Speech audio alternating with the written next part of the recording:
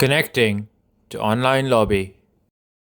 Hey, Xbox, turn off, stupid ass console players. X masses of killing, bruh. Yeah, dude, that's just a kid, bro. You forget this? Hey, bro, what's foreskin me, bro? Bro, you have a speech impediment. Come on now. Hey, Let's bro. get real, boys. Come on, bro. Please don't answer your room, boys. Yo, bro, come on, don't make fun of me, man. Is this what gaming was meant to feel like?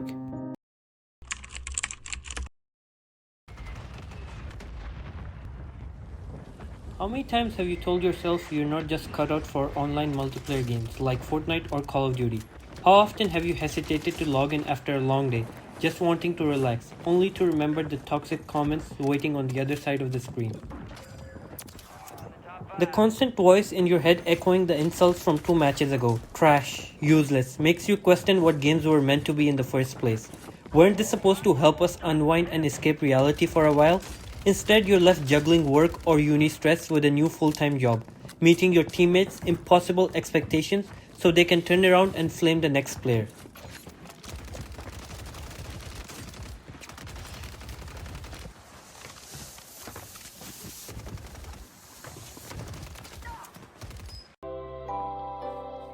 It's hard not to miss those peaceful Minecraft afternoons, random online strangers just having fun, compared to today's Warzone lobbies filled with sweaty tryhards, cursing your entire bloodline because you didn't revive them fast enough.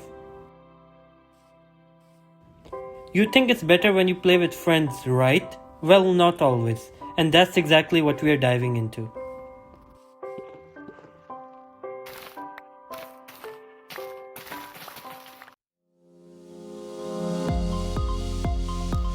Before we can fix a problem, we have to name it. Toxicity is a catch-all for behaviors that range from mildly annoying to outright destructive. It starts simple, flaming, the direct insult, and trash talking, its competitive cousin. Then comes griefing, where players weaponize game mechanics to ruin the fun for others. There's elitism and gatekeeping, berating newcomers to make sure the community stays as welcoming as a locked door. And of course trolling, provoking others purely for amusement. Together, these form what researchers call dark participation, the way humans choose to be cruel when hidden behind a screen. But sometimes it goes further. Hate speech, doxing, swatting. The consequence of online behavior rarely stays silent.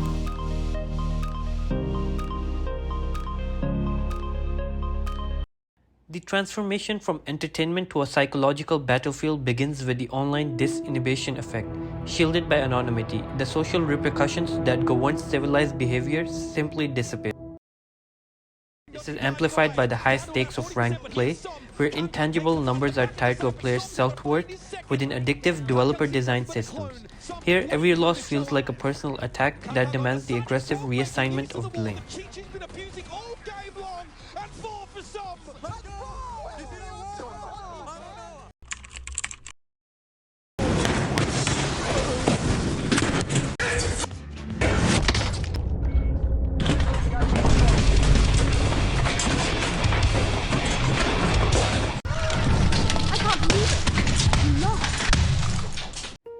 Further fueling this fire is the culture of streaming, which shifts players' motivation from fun to financial aspiration. This creates a hyper-optimized sweat culture where casual players are perceived as hindering the team's overall efficiency and chances of winning. Finally, fundamental human psychology provides the accelerant. The Dunning-Kruger effect creates players incapable of recognizing their own faults, while a contagion effect ensures that witnessed aggression is replicated. This combination creates a self-perpetuating cycle that normalizes toxicity until it becomes the default culture. Showing some extra love here on Sunday. A little bit extra love. He's got the love shack and he's saying hello, sir. Welcome. Jeez! Oh, Cerise, what are you doing? That man has a soul. The Call of Duty community. Infamous, loyal, and loud. Here, toxicity isn't just a symptom, it's tradition. Players worship the meta, flame anyone using off-meta gear, and mock beginners as noobs. Some even shoot fall on enemies' bodies as a show of dominance.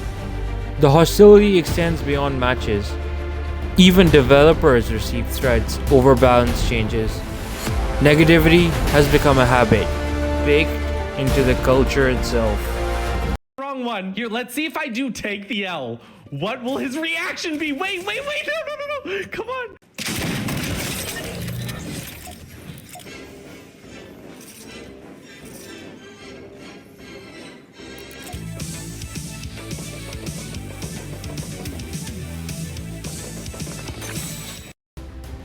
Then there's Fortnite. Bright colors, dancing emotes, and some of the most toxic lobbies online. Insults rise and fall with the scoreboard.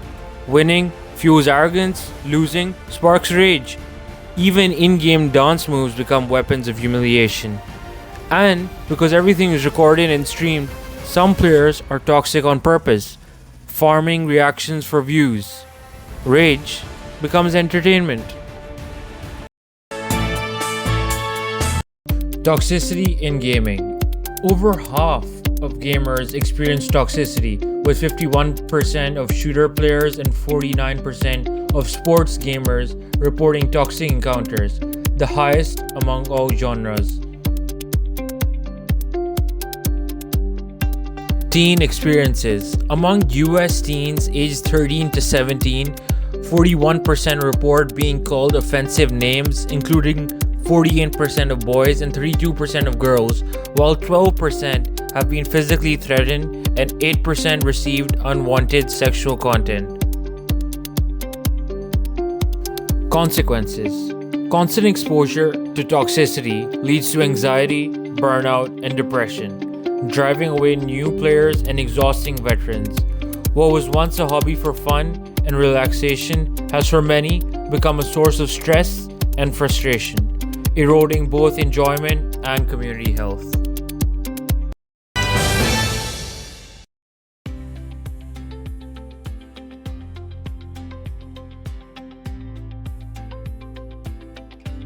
The fight against toxicity has two fronts: developers and players. Developers deploy AI chat filters, hardware bans, and reporting systems, but without trust in those systems, little changes.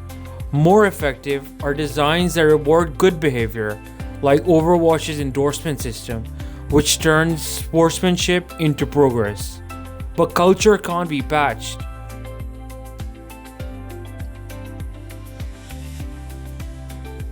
Real change starts with players, through active allyship, calling out harassment, supporting teammates, and refusing to normalize abuse.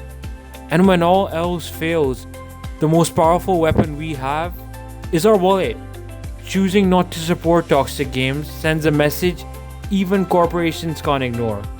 Maybe the real challenge isn't building better games, it's building better communities.